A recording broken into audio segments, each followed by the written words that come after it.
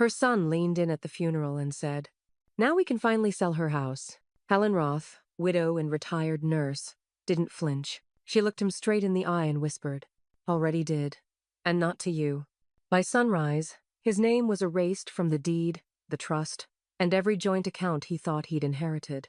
She'd buried her husband with grace. Now, she was burying the illusion that her son ever deserved what she built. Wait, before we go any further, I gotta ask, where are you watching from? Drop it in the comments and don't forget to subscribe. The air hung thick with salt and rain. Charleston's gray skies pressing low over the cemetery like a lid on a simmering pot. The preacher's voice echoed through the rows of black umbrellas, reciting scripture with rote finality. Helen Roth stood alone beside the casket, her gloved hands folded neatly at her waist, not clutching tissue or pearls, just stillness. Her expression was unreadable. Weathered, yes, but unbroken. The casket gleamed in the muted light, deep cherrywood polished to a finish so reflective, it mirrored the faces of those who came to pay respect and stayed to speculate. Behind her, Tyler Roth stepped forward, all polished shoes and practiced grief. His dark suit looked expensive but unearned. He leaned in as the final verse was spoken, his breath warm and sour from whatever he'd poured into a coffee tumbler earlier. "Now we can finally sell her house," he murmured. Helen didn't flinch. She didn't even blink. She simply turned her head an inch, just enough for him to see the edge of her calm. "Already did," she said. "And not to you." Tyler pulled back as if slapped, a twitch in his jaw betraying the smile he forced onto his lips when other mourners glanced over. Casey, standing a few feet behind with her heels sinking into the damp grass, saw the exchange but only caught scattered words. Still, suspicion rippled across her expression, sharp and calculating. Helen didn't offer explanation. She didn't owe any. Rows of white chairs emptied slowly. A cousin spoke in soft tones to someone who hadn't been around since the wedding. A neighbor dabbed her eyes and looked anywhere but at the family. Jenna Roth, 17 and unshelled by makeup or performance, stood stiff near the canopy tent. Her dark curls were pulled into a nervous ponytail, her expression tight as she studied the way her father's eyes narrowed toward Helen. Something silent passed between grandmother and granddaughter, something shared. And then came the click of heels. Dolores arrived late, as always, a navy coat thrown over her shoulders, gray curls pinned up in imperfect waves. She kissed Helen's cheek without hesitation, her lipstick leaving the faintest imprint on Helen's temple. "Did they start circling yet?" Dolores asked, voice dry enough to cut.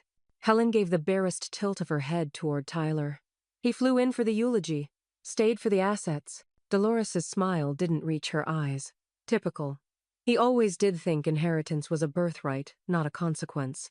As the crowd thinned, Casey stepped forward, looping her arm through Tyler's. "Everything okay?" she asked, voice sugary but pitched. Helen faced them fully now, her expression blank as snowfall. "Lovely service. Pastor did a fine job." Tyler studied her like she was a locked cabinet. "You didn't invite anyone back to the house." Helen looked down at her husband's name etched into the bronze plaque at the foot of the grave. "No one's going back to the house," she said. "That chapter's done." Casey's smile cracked, eyes flicking toward Tyler, then back. "Is it?" Before anyone could respond, thunder rumbled in the distance. Not enough to scatter the guests, but enough to end the pretense. Helen turned to Dolores. "You still have that umbrella in your trunk?" "Of course," Dolores said. "And a flask." They walked off together, slow and deliberate. Behind them, Tyler opened his mouth, then shut it again. He looked at Jenna as if she might offer him clarity. She didn't. She simply raised one eyebrow the same way Helen used to when people underestimated her. Back at the grave, a gust of wind lifted the edge of a prayer card. It fluttered once, then landed at Tyler's feet. He picked it up and stared at the photo. His father, younger and stronger, smiling beside Helen in front of the house he now realized wasn't his to claim. A new tension bloomed in his Gutanese and unfamiliar. Jenna turned and walked toward Helen. And behind them all, Casey pulled out her phone. The kind of call you only make when you feel a rug slipping fast. The rain had dried by mid-afternoon, but the streets of Charleston still gleamed like polished slate. Tyler's SUV pulled into Helen's quiet cul-de-sac, with the urgency of someone returning to collect what's already his. He didn't park in the driveway, He didn't have the right tone out anymore. Casey sat beside him, tapping a chipped nail against her phone screen, half listening to a podcast she wasn't actually playing. Her sunglasses were still perched on her head, though the sun had disappeared hours ago. "Are we seriously doing this today?" she asked, already stepping out. Tyler didn't answer. He moved fast, key already in hand as he ascended the porch steps. The hydrangeas Helen always trimmed herself were in bloom, annoyingly vibrant. He shoved the key into the deadbolt and turned.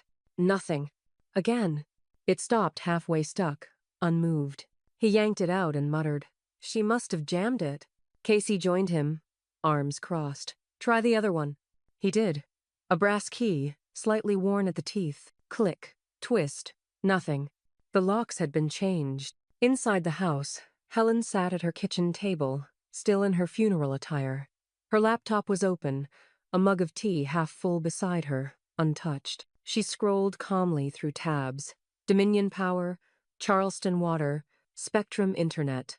One by one, she deleted saved logins, removed backup emails, disabled Tyler's access, unlinked Casey's phone number from the billing alerts. No drama, no spectacle, just methodical clicks of goodbye. A soft chime from her phone. "Miss Radner. Radner. R.E. Escrow funds deposited at 2:48 p.m. We're clear. Closing scheduled Thursday, 10 a.m. Helen smiled, folded the laptop shut. Outside, Tyler stepped back and surveyed the windows like he was being robbed by his own mother. "She changed the damn locks," he said. Casey narrowed her eyes. "No alarms going off. You think she moved already?" Tyler stepped off the porch and walked the perimeter like a man inspecting a hostile border. Every curtain was drawn, every sign of invitation scrubbed clean. She wouldn't just... She would, Casey cut in, suddenly grim. Especially if she had help. Tyler's phone buzzed. A text from Jenna. "Jenna, did you sell the house?" He stared at the message. Inside, Helen received her own. "Jenna, did you sell the house?" Helen replied with only 3 words. "Helen, ask your father." Casey caught the look on his face. "What?" Tyler showed her the message. "She's messing with you," Casey said, but her voice faltered. He looked back at the house. "No," he said. "She's done messing." That was the goodbye. From across the street, the curtain in Dolores's front window moved slightly, watching. Back inside, Helen opened the side drawer of the credenza. Inside, one manila folder. She slid out the documents and placed them face up on the table, lining the edges just so. Title transfer. Signed. Power of attorney. Filed. Closing disclosure. Prepared. The house was no longer hers, and it was never going to be theirs. Back outside, Tyler kicked the porch rail once lightly. Not enough to break it. Just enough to feel something move under his foot. Casey looked at him. "What now?" He shook his head, jaw clenched. "We go home. But this isn't over." As they turned to leave, Jenna sat in her car at the end of the block, engine off, phone in hand. She hadn't meant to follow them, but she had. She watched them walk back to the car, arguing in gestures, lips tight. Her father looked confused. Casey looked furious. Jenna tapped her notes app and wrote just one line. They didn't know. Then, she locked her phone and drove straight to her grandmother's house. The smell of rosemary chicken wafted through the house, masking the tension as well as Casey hoped it might. She'd even lit 2 tapered candles on the sideboard, never mind that it was Tuesday, and the dining room was usually reserved for tax season and passive-aggressive holidays. Helen sat at the end of the table, her posture perfect, her linen napkin unfolded but untouched. She glanced at her plat chicken breast, roasted carrots, and something attempting risotto but made no move to eat. "Mom," Tyler began, "we're really glad you came tonight. It's overdue." Helen nodded once. It is." Jenna sat diagonally across from her grandmother, pushing peas around her plate like she was counting them. Casey caught the lack of conversation and jumped in with her favorite fallback, charm layered in implication. "So, we've been talking," she said, offering Helen a practiced smile. "With the real estate market the way it is, there's a lot of potential in that house of yours." Helen blinked slowly. "You mean the one I no longer live in?" "Exactly," Casey said brightly. "There's so much we could do with it. Tyler has the Airbnb permit paperwork already drafted. We'd renovate the kitchen, of course. Those old cabinets super charming, but they're falling apart. Tyler reached for his wine glass, nodding like a man with vision. Helen tilted her head. You'd renovate the kitchen of a house you don't own? Tyler forced a laugh. Well, not yet, but we're assuming. Did you want to buy it from me? Helen asked, her tone so even it knocked the air out of the room for a second. Casey's smile tightened, teeth still showing but eyes harder now. It's not for sale. Not to anyone but us. Helen picked up her wine, held it to the light. Merlot, slightly too warm. She took a slow sip. That ship's already sailed, she said. Jenna's fork froze midair. Tyler put his glass down too hard. What's that supposed to mean? Helen set her wine down. It means you've been making plans around something that was never yours to assume. Casey's voice dropped a notch. You said you weren't selling. No, Helen replied. I said I wasn't living there anymore. You never asked the right question. The air tightened. Jenna stood up suddenly. Excuse me, she said, barely above a whisper, and walked out of the room without waiting for a response. The sound of her bedroom door closing soft, not slammed, landed heavier than anything spoken. Tyler leaned back in his chair, eyes sharp now. You're really going to do this? After everything? Helen didn't answer. She reached for her water glass this time, took a slow drink, and met his gaze with cool indifference. Casey folded her napkin with forced precision. You're being cruel. No? Helen said calmly. I'm being careful. There's a difference. The clink of silverware was the only sound for a long beat. From down the hallway, a low hum of music played through Jenna's door. A song Helen had played once in the car on the way to Jenna's piano recital years ago. A small echo from a quieter time. Tyler stood. We invited you here to talk. We were trying to... No, Helen cut in. You invited me to dinner so you could pitch me a plan to benefit yourselves. You didn't ask how I was. You didn't ask what I planned. You offered me chicken and assumption. Casey stood too. You're bitter. Helen rose from her chair with unhurried grace. I'm aware. Without another word, she reached for her handbag, walked to the front door, and let herself out. The silence she left behind wasn't empty. It was loaded. Back in her room, Jenna picked up her phone and typed a message. Jenna, you okay? Helen's reply came quickly. Helen, I've never been clearer. Then, Helen, tomorrow, I'll tell you everything. Jenna stared at the screen for a long moment, then deleted the old family group chat and created a new one. Just one member, Grandma. The file cabinet groaned as Helen pulled open the bottom drawer, the one with the hidden latch you had to press with the spoon handle, not a finger. A trick her husband taught her back when they still trusted locks more than lawyers. Dust puffed up as she reached inside. Folders lined up like soldiers, all labeled in her late husband's clean block lettering. Taxes, mortgages, maintenance logs, but one stood out thicker paper, yellowed at the edges. On the front, written in pen, to Helen if they try anything. She didn't smile. She didn't sigh. She simply brought the envelope to the dining table, set it down, and stared at it for one long beat. Then she opened it. Inside, a notarized, durable power of attorney naming Helen sole controller of the estate. Title paperwork for the house, already transferred into a private holding trust. A letter in her husband's familiar scrawl. No greeting, no goodbye, just this. They'll show you exactly who they are, eventually. Let them. Use this when they stop pretending. Helen read the sentence twice. Then she folded the letter and tucked it back inside. The next morning, she arrived at Ben Carter's office precisely at 9 a.m. a time, chosen not for symbolism, but for efficiency. Ben looked up from his desk, removing his glasses. Helen Roth, I was wondering when you'd walk in with that folder. She handed it over without a word. He scanned the documents. One brow arched. You two were smart. I didn't even know this trust was fully activated. Neither did they, Helen said. Ben flipped to the POA form. This signature is solid.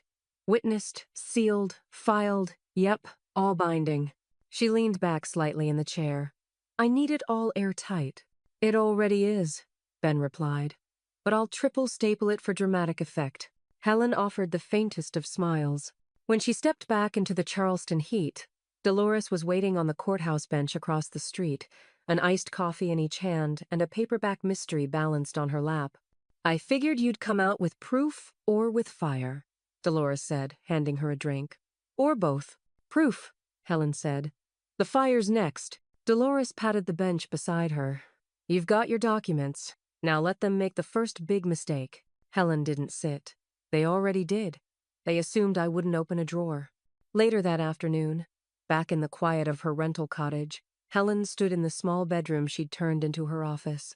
The sun caught the top of the mahogany file cabinet as she laid the new documents into place labeled, cross-checked, notarized. But one document didn't go back into the cabinet. Instead, she pulled out a slim, fireproof folder from the closet and slid in a new title page. Legacy Trust, Roth Family, Primary Beneficiary, Jenna Roth.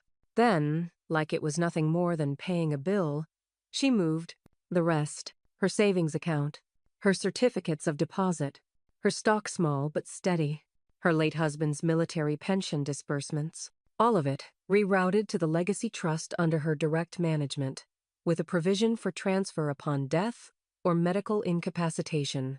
No loopholes, no shared access, no surprises. Jenna would be notified in writing, but not yet. Not until the water ran clearer. The printer spat out the confirmation page with a soft mechanical sigh. Helen looked at it, looked at the clock. 4:42 p.m. Still daylight, still time. She texted Ben, "Let me know when the trust paperwork is fully uploaded." Then Miss Radner, "Thank you for moving up the escrow." Then she paused, phone in hand, and texted Jenna, "Come by tomorrow. There's something I want you to see." Across town, Tyler and Casey were on their patio, sipping wine they couldn't afford, scrolling listings of houses they wouldn't inherit. Back in her office, Helen opened the drawer one last time and laid her husband's letter flat beneath the folder. Let them try, it seemed to whisper, and let them find out. The Charleston County Courthouse was built to look permanent columns, marble, everything designed to outlast emotion. But that morning, as Helen walked through the front doors in a navy sheath dress and a steel-set jaw, she didn't feel intimidated. She felt finished. Ben Carter met her just inside security, carrying a leather briefcase and a copy of the same manila folder she'd handed him days ago. "They're already inside," he said. Helen adjusted her gloves. Then they've had time to dig their own hole. Inside the probate courtroom, Tyler sat at the petitioner's table, suit pressed, lips tight. Casey was beside him, dressed in strategic beige, flipping through a binder like it held scripture. The court clerk called for quiet, and the judge, an older woman with a reputation for zero tolerance toward weaponized family, drama took her seat. "Petitioner seeks temporary executor authority," the judge began, "on the basis of alleged instability in the current estate holder, Helen Roth." Helen didn't look at Tyler. She looked at the empty bench 2 rows behind her where Jenna had promised she'd sit. Late school final, she'd said, but she'd try. Ben stood. "Your Honor, before we begin, I've submitted Exhibits A through G 10 years of tax filings, mortgage payments, portfolio activity, and estate maintenance, all executed solely by Mrs. Roth." The judge flipped through the folder in front of her, frowning at the paperwork. Impressive consistency. Tyler leaned forward. "That doesn't mean she's capable now." Ben didn't flinch. "Which is why we also submitted a recent medical evaluation from Dr. Elaine Morrissey, geriatric psychiatry. Her statement reads, cognitively intact, financially literate, no impairments observed." The judge nodded. "I have it." Casey stood, voice soft, as if she were mourning a relationship that never existed. "We've just noticed changes, confusion, repetition. She's been making erratic decisions." Ben turned slowly. "Would you like the court to enter Exhibit H?" Casey blinked. "Which is?" Ben raised a printed copy of an her email. "A message from Mrs. Casey Roth to her husband dated 3 weeks ago. If she doesn't sign soon, we'll have to force it. She's stalling again." Casey's mouth opened, then closed. The judge arched a brow. "Mrs. Roth, are you aware that misrepresenting capacity under oath carries legal consequences?" Casey didn't answer. Helen sat motionless, hands folded in her lap. "Petition denied this time," the judge said. "Court finds insufficient evidence of incapacity. Further, it finds the request to be speculative, unsupported by medical or legal precedent, and, at minimum, poorly timed." She paused. "At worst, frivolous." Tyler stood abruptly. So, that's it? The judge's voice cut like piano wire. You may refile if material conditions change, but until then, Mrs. Roth retains full authority. Helen finally turned her gaze to her son, measured, quiet, unyielding. As the courtroom emptied, Casey hissed, "She made you look like a fool." Tyler didn't answer. His jaw worked, but no words came. Helen walked past them without pause, Ben just behind her. When they stepped onto the courthouse steps, Helen pulled out her phone and typed a single message to Miss Radner. "Move the closing up." Ben adjusted his tie. "Public record now. Anyone who pulls court transcripts will know you defended your capacity and won." "I didn't win," Helen said. "I just exposed what they were willing to gamble." From across the parking lot, a familiar shape hurried up the walkway, Jenna, winded and flushed from running. "I missed it, didn't I?" she asked, panting slightly. Helen smiled. "Only the part where the wolves tried on sheep's clothing." Jenna exhaled. "So what happens now?" Helen opened her purse, pulled out a peppermint, and handed it to her granddaughter like a peace offering. "Now," she said, "we start the real countdown." Above them, the courthouse flag flapped in a breeze that carried no warning but change was coming. And inside Tyler's inbox, a new email sat unread. Subject: Notification of escrow acceleration. Radner Realty. Helen had beaten them to the next move, and they didn't even know the clock had already started ticking. The envelope came 2 days late and looked like it had been stuffed in a coat pocket, forgotten, then remembered with guilt. Pale lavender, creased at the corners. Helen turned it over twice in her hands before opening it.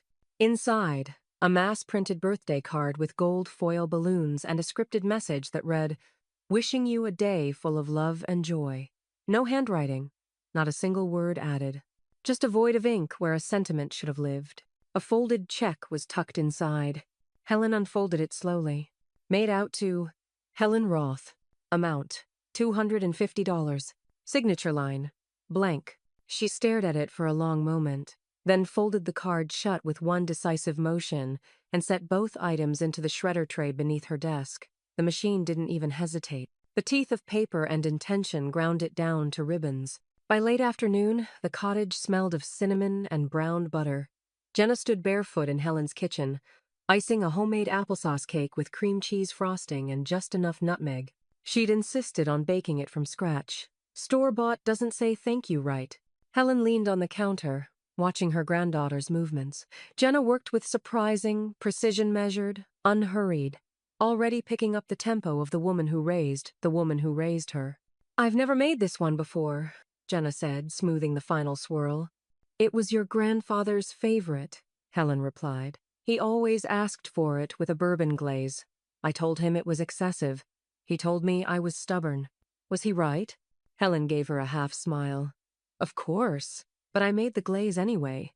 Jenna turned off the mixer. "Can I ask you something?" "Always." Jenna hesitated. "How do you know when to stop giving people more chances?" Helen didn't rush to answer. Instead, she reached for a black binder on the nearby shelf. It was labeled Ledgers 2014, 2021. She opened to a bookmarked page and set it on the table. "You read the numbers," she said, "and when they stop adding up, you close the book." Jenna sat beside her. Helen guided her finger across columns, deposits, transfers, recurring deductions. "This is how you track a household," Helen said. "And this is how you track intention." Jenna looked up. "He took from you for years." Helen didn't blink. "Because I let him. Until I didn't." Upstairs, Helen's phone pinged on the charger. Jenna fetched it down. The notification glowed. Facebook. Casey Roth posted a status. Helen never checked Facebook, but Jenna did. She opened the app. Casey's status read, "Some people forget who raised them. Some people forget who matters." It had 3 likes, 2 from cousins they never invited to anything, 1 from someone who probably thought it was about her dog. Jenna rolled her eyes and passed the phone to Helen without saying anything. Helen stared for a moment, then handed it back. "Reply," she said. "Anonymously." Jenna's eyebrow lifted. "You sure?" Helen nodded once. "Your Aunt Dolores has a burner account. Use that." Moments later, Dolores's anonymous profile Tea with Teeth posted a single line beneath Casey's cryptic martyrdom. Some people forget who paid their mortgage. It received 6 likes in 5 minutes. Dolores texted Helen an emoji of a champagne bottle. They both smiled. Later that night, as the cake cooled and the binder of ledgers remained open on the dining table, Jenna stood by the window, watching the breeze sway the porch light. "Why now?" she asked softly. "Why are you letting me in on all this now?" Helen poured 2 mugs of tea. "No honey, just lemon." "Because you asked the right questions," she said. "And because I see who you're becoming." Jenna turned from the window. "Who's that?" Helen placed the mug beside her. "Someone who won't let history repeat," she said. The next morning, Tyler would call twice, once from his cell, once from a blocked number. Helen wouldn't pick up. The ledger would stay open, and Casey's next status would never get a reply. The Charleston Municipal Clerk's office smelled like old laminate and bureaucracy, half lemons, half toner. Helen stood at the counter, her folder clutched under one arm, her voice calm but edged in flint. "I'm here to report a fraudulent executor petition," she said. The clerk blinked, shuffled papers. "And you have documentation?" Helen slid over a printed copy of Tyler's emergency filing, the same one already struck down in court. But this version included 2 key updates: a forged supporting statement he'd slipped into a separate filing system, and a cover sheet with a signature he'd clearly traced. The clerk leaned in. "Do you have power of attorney?" Helen produced it like a badge. Notarized, clean, final. "I do. And I know where the bodies are, buried paper ones at least." By the time she left, the application was officially flagged. The fraud alert went into the county record. It was 10:14 a.m. At 10:17, Helen's phone buzzed. "Miss Radner." Escrow confirmed. "Closing set for Friday, 9:30 a.m. Helen didn't reply. She simply looked up at the clear sky, then back down at the list she kept folded in her purse. 1 item left to cross off today. Back at the cottage, she placed the file folder on the dining table and turned on the shredder.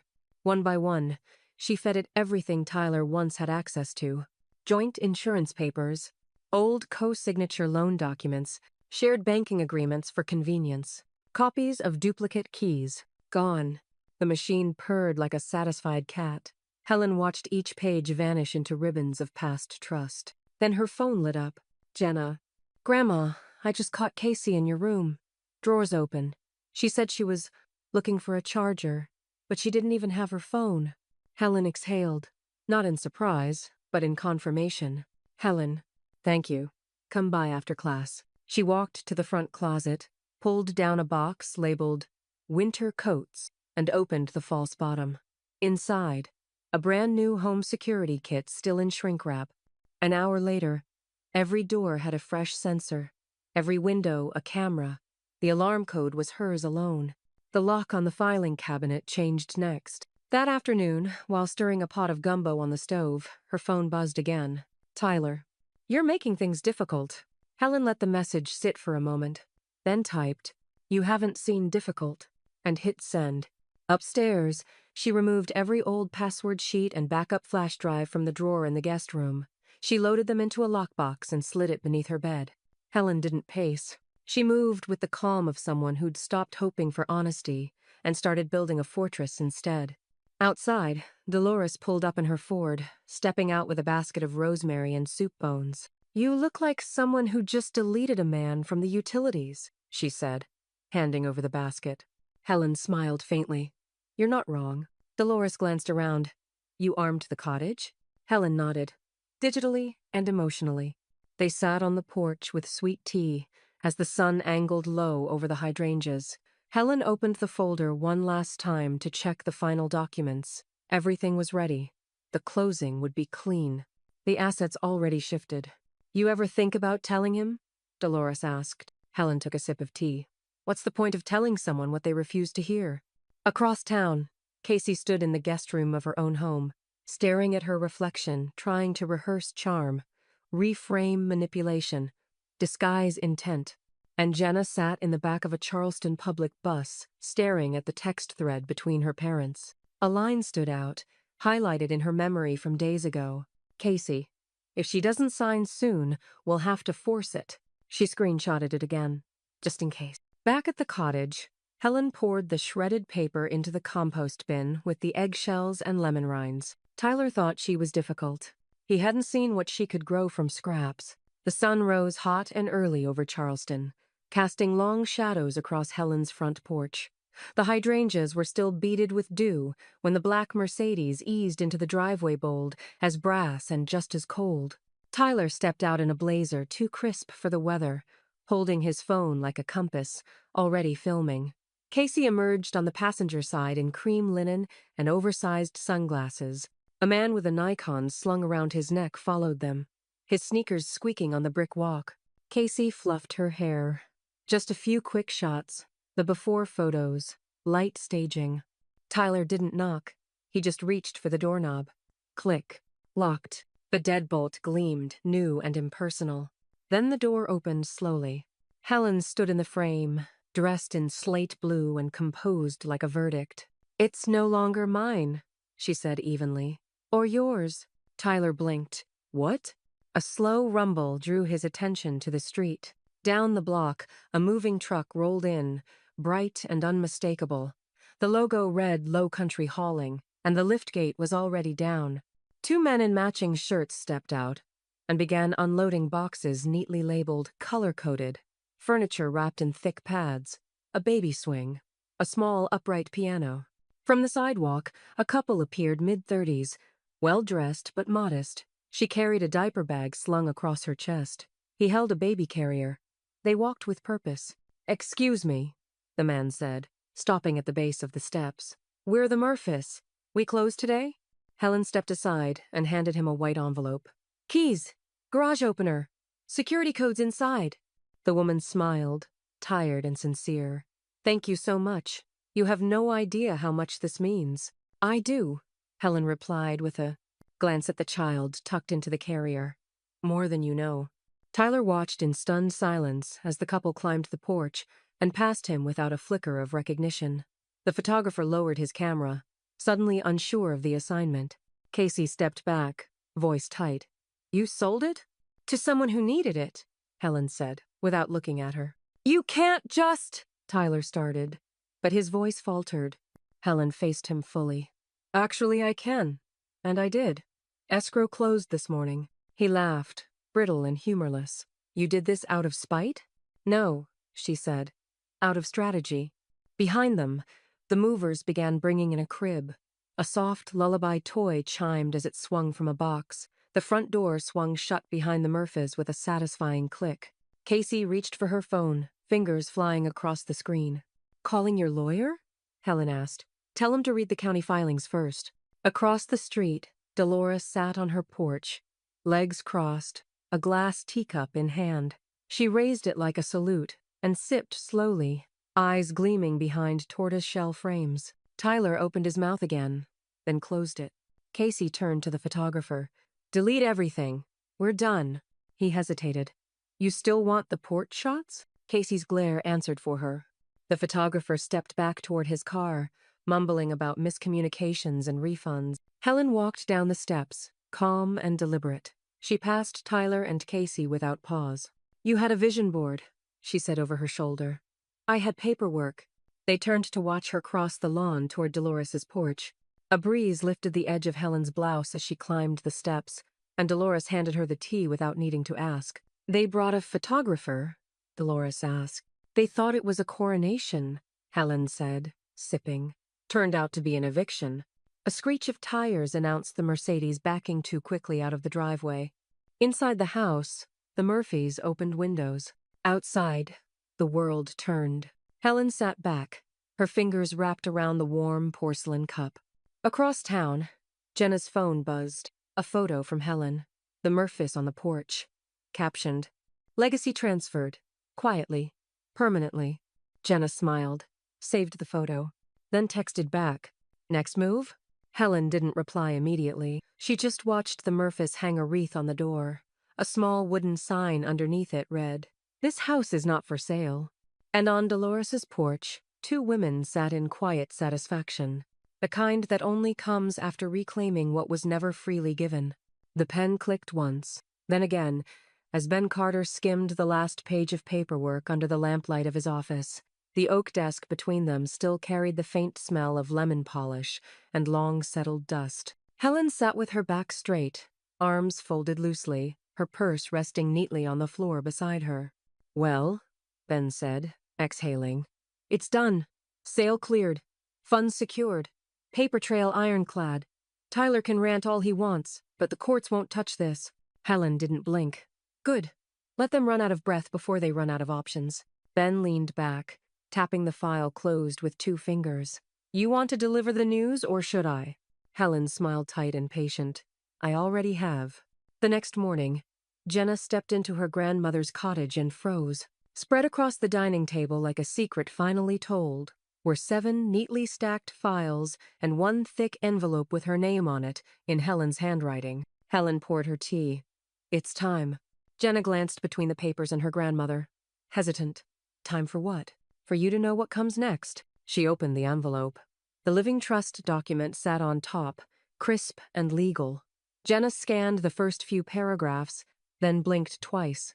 "Wait, this says I'm the beneficiary?" "It does." "All of it?" "Yes." Jenna sank slowly into a chair. "I thought you were just protecting it." "I was," Helen said. "But protection means planning beyond presence, and planning means naming a successor who's earned the right to be trusted." Jenna looked up, visibly shaken. "I don't know what to say." "You don't need to say anything yet." Helen sat beside her. "Just listen. And remember, what's handed down can be legacy or burden. The difference is in how you carry it." From the corner of the room, Dolores emerged with a small, wrapped bundle in her hands. "This is for you," she said, placing it in front of Jenna. Jenna unwrapped the cloth to reveal a leather-bound journal, the initials JR etched softly into the bottom corner. Dolores smiled. "Write your own legacy. Don't just inherit ours." Across town, Tyler's phone pinged while he was halfway through a bland tuna sandwich. He picked it up lazy until he saw the subject line. "Notice of Beneficiary Transfer Roth Family Living Trust." He read it twice. Then, a third time, Casey walked in with 2 shopping bags and an annoyed look. "They didn't have your size in navy." "Just charcoal." "She gave it to Jenna," Tyler said, barely above a whisper. "What?" "She gave all of it to Jenna. The house proceeds. The estate. The damn legacy trust." Casey dropped the bags, lip curling. "You've got to be kidding me." Tyler stood so fast his chair scraped across the hardwood. He paced, fists clenched, mind spinning. "You said the paperwork wouldn't hold up." "It shouldn't have," Casey shouted. "She moved too fast. That lawyer Benny must have insulated it from contesting." Tyler's phone buzzed again. A new message. "Jenna, I know what you tried to take. You never earned a cent. Grandma did." He read it aloud, hands shaking. Casey snatched the phone. "She's turning on us?" "No," Tyler growled. "She's already gone." Back at the cottage, Jenna closed the folder and looked up. Her face was pale but steady, her voice softer now. "Do you think they'll come after me for this?" Helen sipped her tea. "They'll come for what they think belongs to them. But you don't need to defend what's already law. I just don't want it to break us apart." Helen looked out the window. The wind tugged at the flag above Dolores's porch. "Some things aren't breaking," she said. "They're revealing." That evening, Jenna posted a photo on her private account, just the edge of the journal, a teacup, and the caption, "Inheritance is earned. I know who earned mine." Casey saw it. Tyler read it 5 times. And Helen? Helen watched the porch light flicker on as Jenna stepped outside to sit beside her. She didn't say a word. She didn't have to. Legacy had chosen its heir. And the storm brewing now wasn't on Helen's shoulders anymore. It started with a ping, then another, then 6 more. Helen woke at 5:42 a.m. to the glow of her phone lighting the bedside table in harsh pulses. She slipped on her glasses and tapped the screen. The first message was from Tyler. "You manipulated her. This isn't what Dad wanted." Followed by another. "You're not thinking clearly. This isn't the mother I knew." And another, time-stamped 2:13 a.m. "We'll fix this, before the courts do." Helen stared at the screen, then opened her voicemail. Casey's voice, clipped and saccharine. Helen, we're just trying to understand why you'd sabotage your family. You're clearly overwhelmed. Jenna's young. She doesn't see it yet. But people are watching. You're isolating. Erratic. It's concerning. Helen deleted the message without saving it. By 7 a.m., the inbox held 19 unread message sheets, one louder than the last. The tone shifted from coaxing to coercive. From, "we love you," to, "you need help." By the 20th message, Tyler had used the word unstable 4 times. At 7:45, Helen made tea. By 7:50, she blocked Tyler's number. By 7:52, Casey's www. Jenna showed up at 8:10 a.m., bleary-eyed but alert. She held her phone like evidence. "I saw everything," she said. "Dad keyed me on half of it. He thought I'd talk you down." Helen gestured toward the kitchen table. "Sit. We're going to talk about firewalls." "I already saved everything," Jenna said, flipping her phone around. "Screenshots, voicemail recordings, timestamps. I started a folder called In Case They Escalate." Helen raised an eyebrow. "You titled it?" "I color-coded it." Dolores entered the room without knocking, holding 2 paper bags and a small flash drive between her fingers like a grenade pin. "Good morning. Brought pastries and encryption software." Jenna blinked. "You have encryption software?" Dolores handed her the flash drive. "Passwords pineapple. No one ever guesses pineapple." Helen smiled faintly. "You really are a menace." "From the old school of subtle warfare," Dolores replied, unpacking croissants. "Let's teach her how to protect herself from digital slime." By 9:30, Dolores was walking Jenna through secure folder creation and metadata scrubs. Helen stood near the window, watching the morning shift outside the mail truck, a neighbor walking her dog, the hum of a lawnmower down the street. Peace had become something they had to reinforce, not expect. Jenna leaned over her laptop. "They keep trying to frame this as elder decline, like, just because you're quiet, you're confused." Helen turned. "When men fall silent, they're considered wise. When women do, we're considered lost." Ben Carter's voice buzzed in just before noon. "Checked in with probate court. We're seeing activity on their end, mostly noise. Nothing formal yet. In the meantime, I filed a protective clause on the trust. You now have a legal buffer against predatory claims." Helen texted back. "Thank you. Anticipated as much." Then she turned to Jenna. "Ben's locked it down. From here forward, no one touches anything without leaving a fingerprint." Jenna nodded slowly. "We should keep documenting. Like every call, every tone shift, a timeline." Dolores raised her teacup. "Look at her. She's going full archive mode." Helen sipped from her own. "She gets it from me." Jenna smiled, but her eyes still held a trace of something sharper, betrayal not fully processed. "They'll turn it up, won't they?" she asked. "The manipulation." Helen leaned in. "People don't escalate when they're in control. They escalate when they realize they've lost it." Outside, the breeze picked up again, hot and restless, the kind Charleston knew well. A stormy hush before the real weather changed. Helen reached across the table and tapped Jenna's folder. "Keep backing it all up. Every message, every implication.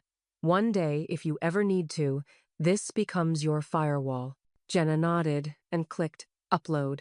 Upstairs, Helen's phone lit up again, another unknown number. She let it ring, then blocked it, then turned the phone face down, and opened her planner to Friday. Underlined twice, final account closure. They weren't just protecting the legacy now. They were documenting its defense. The waiting room smelled like eucalyptus and soft plastica calming lye, like most things designed to settle the nerves of people about to be dissected. Helen sat in the far left chair, hands folded in her lap, a manila folder resting like armor atop her purse. She wore slate gray, hair pinned in its usual no-nonsense twist, and flats with just enough arch to carry weight. Across from her sat Dr. Marcus Elkin, court-appointed psychologist, tapping a pen lightly against his clipboard. He was in his mid-50s, balding at the crown, eyes sharp with caution. His posture was relaxed, his questions were not. "Can you describe for me the events of the last 3 months from your perspective, starting with the funeral?" Helen met his gaze. "My husband died. My son tried to take what wasn't his," I responded. Elkin raised an eyebrow but said nothing. He made a note. "And do you feel—" "No." Helen said flatly. That's not how I answer. You ask. I'll decide if it's worth feeling anything about. He paused, then smiled faintly. Noted. They moved through memory tests. Short-term recall, number sequencing, emotional reasoning scenarios. Helen answered everything without pause. Her cadence even. Her tone dry but alert. When he asked her to interpret a drawing of a complex family tree, she traced the relationships in silence, then said, "This isn't about memory. It's about loyalty. He thinks blood entitles him to things character never earned." Another note. An hour later, she stepped outside into the Charleston heat, sunlight catching in the silver edges of her hair. Her phone buzzed. One new message from Ben. Judge has Tyler's latest petition. You'll want to be there when they read this evaluation out loud. Helen smiled, just a little, then walked 2 blocks to the courthouse, unhurried and unbothered. The courtroom was half full when she entered. Tyler was already seated, flanked by Casey and a lawyer Helen didn't recognize, young, smug, and overly cologned. Jenna sat behind Helen in the gallery, flanked by Dolores, both sipping iced lattes like it was opening night at a Broadway revival. The judge called the session to order and lifted the file from the clerk's desk. This is in regard to petitioner's motion to reassess Helen Roth's mental competency under suspicion of cognitive decline and undue influence. Helen didn't flinch. The judge continued, reading directly from Dr. Elkin's report. Quote, "Subject is precise, lucid, and intentional in all responses. Demonstrates high-level executive function, financial awareness, and emotional regulation. Exhibits no signs of impairment. Recommendation. Full competency. Affirmed." Tyler stood abruptly. "Your Honor, he only saw her once. That's not enough to—" The judge didn't even look up. "Dr. Elkin is certified by this court, and unlike you, Mr. Roth, he is not incentivized by inheritance." Tyler sat back down. Ben stood with a slight rustle of his papers. "We'd also like to enter Exhibit L, a notarized affidavit from Mr. Charles Roth, dated 2 years prior to his death, stating," he held the paper up, "all final decisions regarding this estate are to be made by Helen Roth. No exceptions, no appeals." He handed it to the clerk. The judge read it silently, then nodded. Motion denied. And because this is the petitioner's 3rd attempt to challenge an already settled estate, the court dismisses this case with prejudice.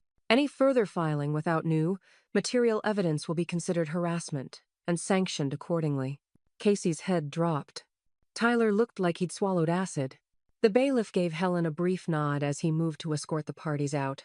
Helen didn't move. She waited, let it sink, then walked out the side exit with Jenna, their shoulders aligned like bookend zone chapter closed, another just beginning. That night, Helen found a small white envelope in her mailbox. No return address, just her name in block letters.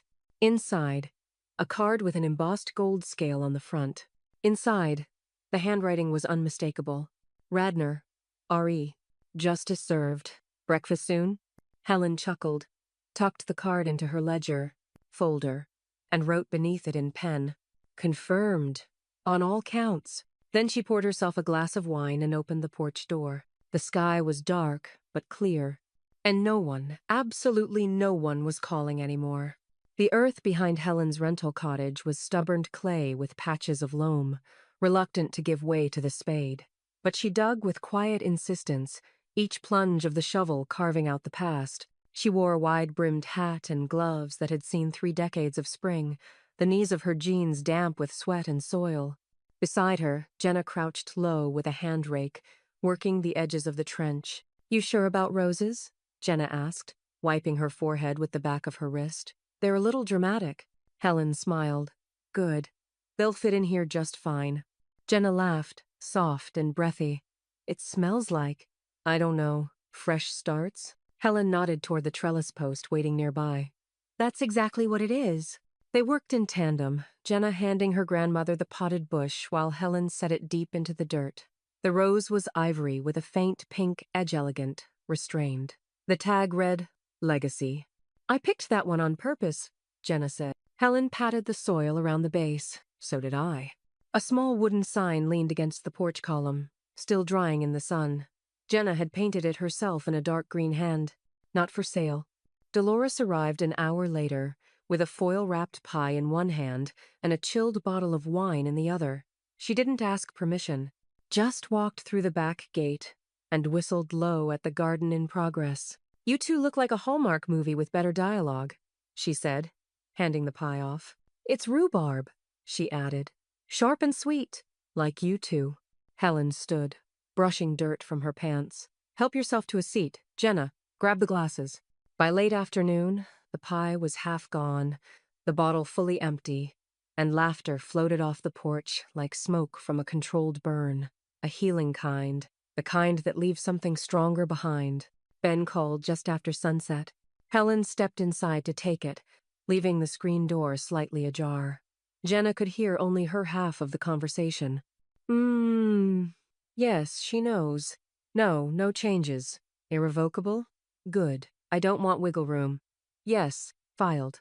Thank you, Ben. She returned with a small smile and a folded document in hand. What was that? Jenna asked. Helen handed it over. Confirmation. The new estate structure is final. Full transfer of rights to you. 0 contingencies. 0 reversions. Jenna unfolded the paper, eyes scanning it with a weight that was half joy, half gravity. Why now? She whispered. Why give me everything? Helen leaned on the porch rail. Because I've already lived my portion. It's your turn. But this time, the garden starts clean. Down the street, a gray sedan idled for a moment before pulling into a mailbox turnoff. The process server stepped out in khakis and sunglasses, walked briskly up a driveway lined with unwatered shrubs, and rang the bell. Casey opened the door, startled. Delivery for Mr. Roth, the server said. Legal notice. Please confirm receipt. Tyler appeared behind her, barefoot, eyes shadowed. He took the envelope, tore it open. His face changed by the second. You are not a beneficiary, the top line read. You have no legal claim to the estate or trust of Helen Roth. Any further contact regarding inheritance will be considered harassment and referred to counsel. Casey read over his shoulder. Her jaw tightened. She's cutting you out completely. No, Tyler said, low and hollow. She already did. Back at the cottage, Helen and Jenna stood at the edge of the rose beds, the light now soft amber. The first bloom had begun to open. Jenna tucked the not for sale sign into the dirt beside the walkway. It wobbled slightly, then held firm. Feels real now, she said. It is, Helen replied. For the first time. From her rocking chair, Dolores raised her empty wineglass like a toast. May everything unwelcome stay exactly where it belongs, she said. Outside the gate, the wind rustled the roses, and somewhere across town, a door slammed, but no one bothered to look back. The notification came in quietly, as most endings do. A soft ping from Helen's tablet as she stood at the kitchen sink, rinsing out her morning mug. The subject line read, Roth Family Living Trust, Clause 17B, activation confirmed. Helen dried her hands, sat down at the table, and opened the file. One signature from her, one timestamp. And with that, the legacy clause went live. Jenna was now the full successor trustee, medical power of attorney, and irrevocable sole heir. No caveats, no loopholes, no family meetings required. Outside, the roses leaned in the breeze. Across the kitchen, Jenna looked up from her laptop. Is it done? Helen nodded once. It is. Jenna exhaled. I didn't expect it to feel too light. It feels like exhaling for the first time in months. That's what happens when weight is handed off instead of dropped, Helen said. You carry it differently. The next voicemail came from Casey. Her voice was tight, rehearsed, weaponized politeness sharpened at the edges. I just want to remind you, Helen, that if you continue spreading these versions of things, there will be consequences. There are reputations involved, careers. I'd really hate to have to involve outside parties in something that could have stayed private. Helen didn't reply, didn't even delete it. She archived the file, tagged it defamation implied, and forwarded it straight to Ben's secure inbox. By noon, a certified letter had been sent boilerplate but firm. All future communications regarding personal or estate matters must go through legal representation. Any attempts at coercion, defamation, or reputational interference will be documented and litigated as necessary. No contact, no escalation, just silence wearing a well-cut suit. Dolores arrived with a thermos of sweet tea and a new paperback tucked under her arm. She sat on the porch with Helen, the two of them watching the breeze shift through the hanging fern baskets. "They're unraveling," Dolores said softly. "You didn't erase them. You just finally saw clearly." Helen didn't speak for a long moment. Then, "I kept hoping they'd come back to themselves. I just didn't realize that was themselves." Dolores poured the tea. "Takes a while to accept that sometimes loyalty is just prolonged disbelief." Later that afternoon, an email landed from Radnor Realty's finance department. Final disbursement from home sale completed. Amount: $264,000.21. Transferred to Roth Living Trust Final Reserve Account. Helen stared at the number. Not massive, but clean. Undisputed. Fully hers. Then she logged into a second account, one no one else knew about, and made a transfer, half the amount. Recipient: Low Country Shelter Fund. Memo line: "In memory of Charles and in spite of bloodlines." Transaction confirmed. Anonymous donor noted. She logged out and closed the lid of the laptop. Across town, Tyler stood in the middle of his kitchen, the counter littered with unopened mail. His phone buzzed with another bounced payment alert. The mortgage on their second property was now officially behind. Casey paced behind him, rereading the denial letter from the private lender they'd tried to court. "You told me this was temporary," she hissed. Tyler didn't respond. Tyler? Still nothing. On the floor beside him, a thick envelope lay crumpled. Inside, copies of the court's dismissal, a full estate freeze against his name, and a permanent block from reapplying for executor rights. Helen hadn't just shut the door. She had welded it shut. Back at the cottage, the sun was lowering over the fence line. Helen stepped outside to find Jenna tending the newest rosebush. She was humming something, a song Helen recognized from her mother's humming decades ago. Something full of small hope. "I've been thinking," Jenna said without turning. "Next semester, I want to take estate law as an elective. Learn how all this actually works." Helen smiled. "Good. Learn the rules, then learn how to outthink them." A hawk circled high above the tresselant, sure. Inside, Helen opened her planner one last time that day. Under Friday, she drew a single check mark. No more estate business. No more filings. Just peace. And across town, as another overdraft ping hit Tyler's inbox, Helen opened a fresh notebook and wrote at the top of a new page, "Let the silence hold." But she already knew it wouldn't stay silent for long. The wall above the mantel was finally bare, waiting. Helen stood on the step stool in her cottage's living room, steadying the last nail with the heel of her palm. It was late afternoon, the kind of quiet where the breeze outside seemed to listen. She reached into a padded envelope and withdrew the photo. Charles in uniform, caught mid-laugh on their first 4th of July in Charleston, his hand shielding his eyes from the sun, his grin crooked. It wasn't the most flattering shot, but it was the one Helen loved, most tune-edited, unposed, true. She centered the frame, stepped back, and nodded once. "About time," she whispered. Behind her, the door creaked open. Jenna stepped in carrying a wide, flat box, her eyes darting to the photo on the wall. "Looks perfect," she said. Helen didn't respond, just smiled and climbed down. Jenna set the box on the dining table. "I made something. It's not fancy, but it's us." Helen raised an eyebrow. "Us?" Jenna lifted the lid. Inside sat a hand-bound scrapbook, its cover covered in textured linen. The title painted in careful brushstrokes across the front. "What You Kept." Helen opened the first page. A black and white photo of her and Charles at the old cottage's front steps. A handwritten caption beneath. "Kept the house. Kept the promise." Flip. Jenna's baby, photo covered in cake and frosting next to one of Helen cradling her with flour on her apron. Kept the birthdays. Kept the recipes. Helen's fingers paused at each page like a pianist remembering familiar chords. Jenna leaned against the table. "I didn't want to make a scrapbook of what we lost. I wanted to make one of what you never let go of." Helen exhaled. "That's harder to measure." Exactly why it matters. An hour later, the porch light had clicked on by itself, casting warm shadows over the steps. Dolores arrived with a bottle of elderberry wine and 3 mismatched glasses. "Hope it's chilled enough," she said, holding it up like a trophy. "We need to toast something, don't we?" Jenna lifted her glass. "To women who don't flinch." Helen raised hers. To girls who don't back down. Dolores clinked theirs gently. To the families we choose and the ones we protect from the ones we didn't. Laughter followed, the light kind that felt earned. Inside, Helen stepped into the kitchen to check the kettle, but the mail on the sideboard caught her eye. One envelope thin and official probate court seal stamped in the upper left. She opened it without fanfare. Final notice. All accounts closed. No outstanding claims. Estate matters concluded. It didn't feel like triumph. It felt like the sound of a lock clicking shut on the inside. She laid the letter on the table beside Jenna's scrapbook and poured the hot water into the teapot. Later that night, after the dishes were rinsed and Dolores had gone, Helen sat at her desk beneath the window. A soft breeze rustled the curtain.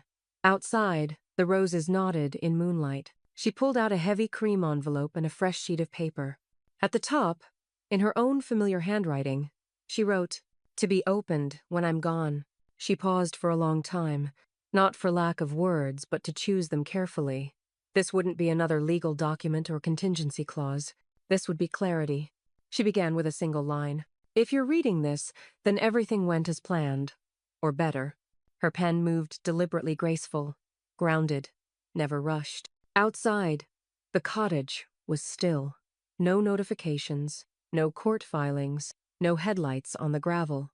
Only the sound of legacy settling into its rightful place. And upstairs, Jenna opened the last page of the scrapbook, tucked a small pressed rose between the pages, and whispered to herself. She kept everything that mattered. Back at the desk, Helen folded the letter, slid it into the envelope, and sealed it. But she didn't file it away just yet. She left it on the mantel, beneath the photo of Charles, like one final promise still warm. One more thing not for sale. Not ever. The porch faced west, where the light stayed longest. Helen sat in her favorite chair, a thin shawl over her shoulders, a glass of deep red wine resting in her palm. The horizon burned gold and tangerine, and the roses below swayed in rhythm with the hush of evening. She took a slow sip and listened. Not for footsteps, not for emails, or doorbells, or urgent knocks, just cicadas and the faint rustle of rosemary in the planter box. On the table beside her, the phone buzzed. Voicemail. Tyler. She let it play through the Bluetooth speaker without touching it. "Mom, I don't know what you think you're proving. You've always been stubborn, but this was vindictive. You turned everyone against me. You made Jenna think you're some kind of martyr. I just wanted—" Click. She tapped the screen. Message deleted. The silence after it was cleaner. Jenna came out barefoot, sleeves pushed up, holding 2 small bowls of mint ice cream. "I still can't believe they thought you'd just give it to them," she said, easing into the chair beside Helen. Helen smiled without looking over. "They never understood what it cost me to keep it." Jenna handed her the extra bowl. "They thought the legacy was money." "They thought I was money," Helen replied. "They never saw the backbone underneath it." The sun dipped just below the rooftops. The sky turned soft lavender, and the first crickets began to call. Helen set her spoon down, reached into the wicker basket beside her, and pulled out the sealed cream envelope. She handed it to Jenna. "To be opened when?" Jenna asked. "When it's time," Helen said. "And not a second before." Jenna ran her thumb across the seal. "What is it?" Helen's eyes didn't leave the horizon. "It's the part of me I never got to say out loud." "You'll understand when you need to." Jenna tucked the envelope into her sweater pocket. "Okay." They sat in companionable silence, the kind that felt shared and earned. A screen door creaked open from across the lawn. Dolores walked up the path, holding a single lantern and a small tin of shortbread. She climbed the steps without asking. "It's quiet now." Helen raised her wine glass. "Let's keep it that way." Dolores passed the lantern to Jenna. "For your room, in case the power ever goes out but you still need to see where you came from." Jenna took it reverently. "You always bring the perfect things." "I bring the necessary things," Dolores replied. "Perfect is for holidays. Necessary gets us through the rest." The 3 women sat under the porch light, which flickered once, then steadied. Helen leaned back, the wood groaning slightly beneath her. "You know, I've been thinking about that morning at the funeral." The whisper. Jenna glanced over. "Tyler's?" Helen nodded.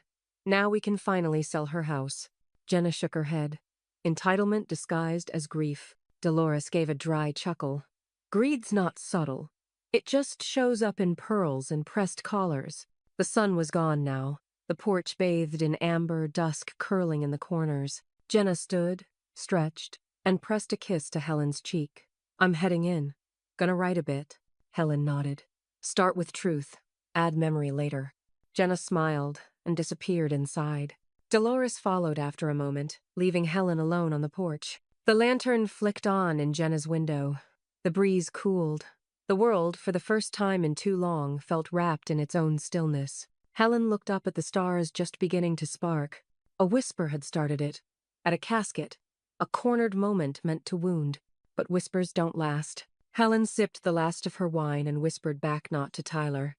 Not to the wind. Just to herself. He whispered at the funeral. Her eyes never left the dark sky. But I owned the last word.